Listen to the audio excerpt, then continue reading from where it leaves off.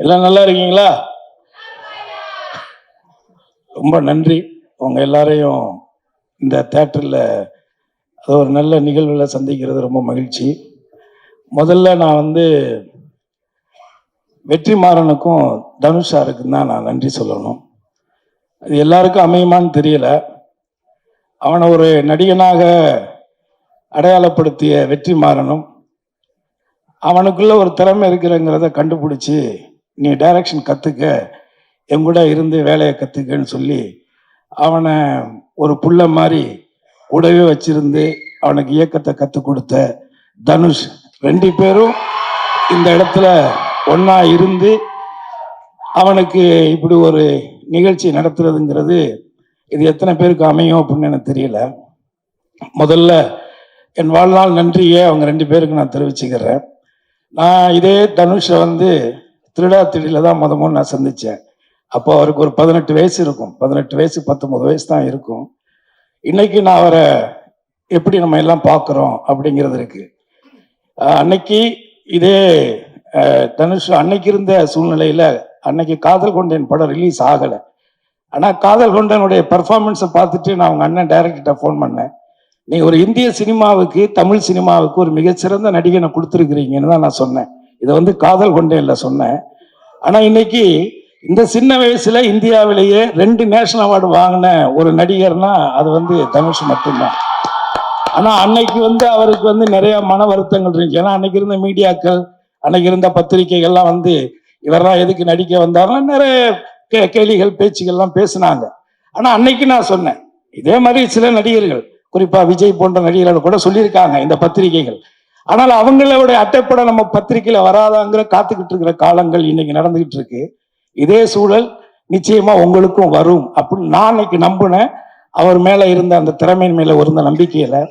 So அப்பேற்பட்ட ஒரு ஆக சிறந்த, இன்னைக்கு தேசிய அளவில் பல விருதுகளை பெற்ற இயக்குனர் வெற்றிமாறன், அவருடைய முதல் கதை பொல்லாதவன்.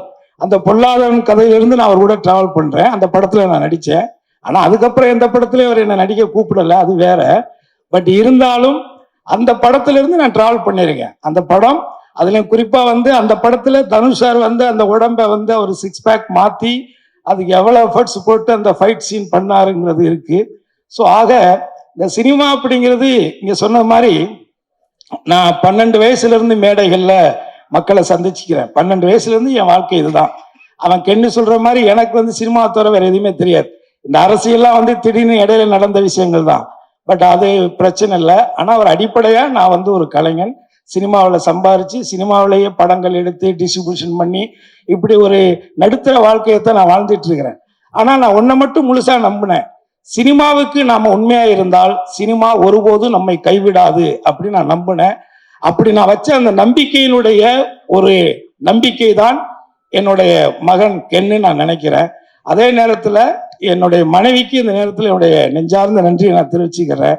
ஸோ அவங்களுடைய வளர்ப்பு, அவங்களுடைய அனுசரிப்பு, அவங்களுடைய அந்த மோட்டிவேஷன், இது எல்லாம் சேர்ந்தது தான் கென்னு. ஆனால் நான் எப்போதும் நம்புறது ஒரு திருவள்ளுவருடைய குரல் தான். என்னுடைய சின்ன வயசுல இருந்தே தெய்வத்தால் ஆகாதெனினும் முயற்சி தன் மெய்வருத்த கூலி தரும் அப்படிங்கிற அந்த குரல். அந்த கடவுளே நம்ம கைவிட்டாலும் நம்முடைய உழைப்பும் நம்முடைய திறமையும் ஒருபோதும் நம்மளை கைவிடாது அப்படிங்கிறத காலம் முழுவதும் நீங்க மனசுல வச்சுக்கணும். அதே மாதிரி இந்த படத்தை எடுத்த தயாரிப்பாளர் கருப்பையா, அப்புறம் அந்த பையன் பிரணவ், அவரே, அப்புறம் காளின்னு ஒரு பையன், 3 பேர் வந்தாங்க. அதுல ஒருத்தர் வெளியேறிட்டாரு. பட் அவங்க 2 பேர், அவங்க அம்மா எல்லாம் சேர்ந்து ஒரு புது பசங்க, நீங்க இவங்க எப்படி பண்ணுவாங்க அப்படின்னு நம்ம இந்த 25 வருஷத்துல நல்ல விஷயங்களை விட கசப்பான விஷயங்கள் தான் அதிகமாக சினிமாவில் கற்றுருக்கிறேன். அப்போ நான் அவங்களை நம்பிக்கை இல்லாமல் நான் யோசிக்கும் பொழுது அந்த பசங்க ரொம்ப கேஷுவலாக இல்லை அங்கிள் நான் பண்ணிடுவான் அங்கிள் அப்படி மாதிரி சொன்னாங்க.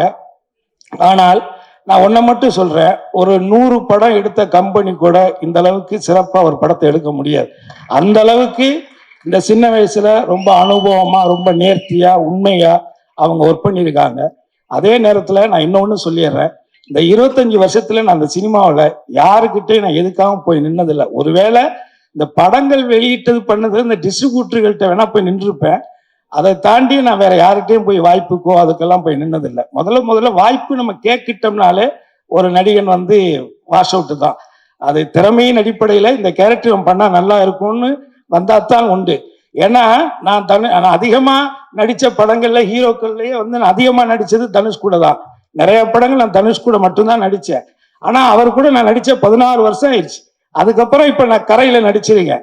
அந்த கரையில அவருக்கு அவார்டு கிடைச்சிச்சுன்னா எனக்கும் கொடுத்தாகணும், இல்லைன்னா நான் கவர்மெண்ட் சென்ட்ரல் கவர்மெண்ட் மேல செம வெறுப்பாயிருவேன். ஏன்னா நான் பிஜேபி திட்டுறேங்கிட்டு சொல்லி கொடுக்காமலாம் அவாய்ட் பண்ணிடக்கூடாது, கொடுத்தே ஆகணும். அந்த விதத்துல நான் யாருக்கிட்டையுமே பெருசா எதுக்கும் போய் நின்னதில்லை. ஆனா என் லைஃப்ல ஃபர்ஸ்ட் டைமா இவன் நடிக்கணும்னு முடிவெடுத்ததுக்கு பிறகு நான் வந்து இதுக்கு ஒரு லவ் படம், லவ் சாங்ஸ், நல்ல சாங்ஸ் வேணும் அப்படிங்கிற பொழுது நான் நேரடியா ஜீவிய ஒரு ஷூட்டிங்ல தான் போய் பார்த்து, இது மாதிரி என் பையனை வச்சு பண்றேன் தம்பி, நீங்க தான் பண்ணி கொடுக்கணும் அப்படின்னு நான் கேட்டேன். எனக்கு என்ன சம்பளம் கொடுப்பீங்கன்னு அவர் கேட்கல. இன்னைக்கு நீங்க என்ன சம்பளம் வாங்குறீங்கன்னு எனக்கு தெரியும், ஆனா நிச்சயமா என்னால் அதை கொடுக்க முடியாது. ஆனா ஏதாவது நான் என்னாவது பண்றேன் அப்படின்னு சொல்லும் பொழுது அதெல்லாம் ஒண்ணு வேண்டாம், உங்களுக்காக கென்னுக்காக நான் இந்த படம் ஃப்ரீயா பண்றேன் அப்படின்னு இந்த 25 வருஷத்துல எனக்கு இந்த சினிமாவில் இந்த ஒரு வார்த்தை, இன்னைக்கு எப்படி பார்த்தாலும் அவர் பண்ற படங்கள், இப்ப தனுஷார் கூட எல்லாம் இப்ப படம் பண்ணிட்டு இருக்காங்க. அந்த படங்கள் அவர் என்ன சம்பளம் வாங்குறாருன்னு தெரியும். நம்ம சொன்ன ஐடி பிரச்சனை வந்துடும், அதனால நம்ம சொல்லக்கூடாது. பட் இருந்தாலும் இது வந்து ஒரு வாழ்நாள்ல நம்ம வந்து அவருக்கு நன்றியோட இருக்கணும். அதே மாதிரி இதுல ஒர்க் பண்ணியிருக்கிற எல்லாருமே என்னுடைய ஃப்ரெண்ட்ஷிப்புக்காகவும் அவனுடைய பழக்கத்திற்காகவும் அவன் மேல ஏதோ ஒரு பாசத்தினாலையும், அதுல இதுல இருக்கிற நிறைய பேர் தனுஷார் கூட இருந்தவங்க தான். ஸோ அவங்க எல்லாருமே தனுஷார் மூலமா தான் இவனுக்கு அவங்களெல்லாம் தெரியும். இப்படி எல்லாருமே சேர்ந்து இதுல வந்து அவனுக்கு ஒரு சப்போர்ட்டா இருந்திருக்கிறீங்க. இதுல ஒர்க் பண்ண ஒரு லைட்மேன்ல இருந்து, ஒரு ஆர்ட் அண்ட் அசிஸ்டன்ட்ல இருந்து, ஒரு ப்ரொடக்ஷன்ல பாத்திரங்கள் ஒரு அம்மாவில இருந்து அத்தனை பேருக்கும் என்னுடைய குடும்பத்தின் சார்பா என் சார்பா நான் நன்றியை தெரிவிச்சுக்கிறேன். அதே நேரத்துல இந்த படத்துல முக்கியமான ஒரு கதாநாயகன், இந்த படத்தினுடைய கேமராமேன். அந்த பையனுக்கு பெரிய இது இந்த இன்று எல்லாம் இல்லாட்டியும் கூட, ஆனால் நிச்சயமாக இந்த தமிழ் சினிமாவில் ஒரு தவிர்க்க முடியாத ஒரு ஒளிப்பதிவாளரா அந்த பையன் வருவான், அது என்னுடைய நம்பிக்கை. ஸோ இதுல எல்லாருக்கும் அதாவது கருப்பையானா கருப்பையா குடும்பத்தார், பிரதீப் பிரணவ்னா அவங்க அம்மா அவங்க குடும்பத்தார், அவனுடைய வருங்கால மனைவி, இப்படி எல்லாருக்கும் பத்திரிகையாளர்கள் இங்க கலந்துகிட்ட. அதே மாதிரி இந்த படத்துல கென்னோடைய ஃப்ரெண்ட்ஸ், இவங்க தான் கிட்டத்தட்ட 2 வருஷம் இங்க பண்ண டார்ச்சரை தாங்கின என் பொண்டாட்டிக்கு தான் எந்த அவார்டு வந்தாலும் நீங்க கொடுக்கணும். 2 வருஷம், ஒரு நாள் 2 நாள் கிடையாது. கதை எழுதுறேன், பாட்டு எழுதுறேன், கம்போஸ் பண்றேன்னு. நம்ம வீடே வந்து ஒரு மினி ரெஸ்டாரண்ட் மாதிரி தான் இருக்கும் எப்போதுமே. 10 பேர் 15 பேர் சமைச்சு போட்டு தான் அவன் இவ்வளவு ஒல்லியா இருக்கா. என் ஒய்ஃப் ஆக்சுவலி இதோட ரொம்ப நல்லா குண்டா இருந்தா. இவ்வளவு இழைச்சி போனது காரணமே என்னன்னா இவங்க பண்ண டார்ச்சர் 2 வருஷம். பட் அவங்க எல்லாருமே இங்க வந்திருக்காங்க. எல்லாருக்கும் என்னுடைய வாழ்த்துக்கள். சினிமா உங்க அம்மா எங்க அம்மா இல்ல, இது சினிமா. இதை மட்டும் மனசுல வச்சுக்கோங்க. அதுக்கு என்ன இருந்தாலும் அதுதான். எதையுமே தலையில ஏத்திக்காதீங்க. இன்னைக்கு நீங்க இயக்குனர் ஆனது உங்களுக்கு தவிர்க்க முடியாத ஒரு சூழல், அவ்வளவுதான். ஆனா அதை கத்துக்கன்னு சொன்னது தனுஷ் தான், அதுல ஒண்ணு மாற்றுக்கிறதே கிடையாது. உன்னை அவர் ஏன்னா அவர் உன்னை செலக்ட் பண்றாருன்னா அவ்வளவு ஈஸியா ஒரு விஷயத்த செலக்ட் பண்ண மாட்டாரு. அப்படி செலக்ட் பண்ண ஆட்கள் யாருமே இந்த சினிமால தோக்கவும் கிடையாது. எல்லாமே ஒரு பெரிய இடத்துலதான் இருக்காங்க. நான் பேரெல்லாம் சொல்ல விரும்பல. ஆனா அந்த அந்த அந்த ஜட்ஜ்மெண்ட் அவர்கிட்ட இருக்கு. அது போக நான் எத்தனை வருஷம் கழிச்சு பார்த்துட்டு நான் கென்னுகிட்ட கூட சொன்னேன், எப்போ நான் பார்த்தேன், எத்தனையோ வருஷம் ஆச்சு, இத்தனை வருஷத்துல இன்னமும் சினிமாவை தவிர வேற எந்த சிந்தனையுமே இல்லாத ஒரு நடிகன் தனுஷுங்க. இதுக்கு மேல நான் எதுவும் சொல்ல விரும்பல.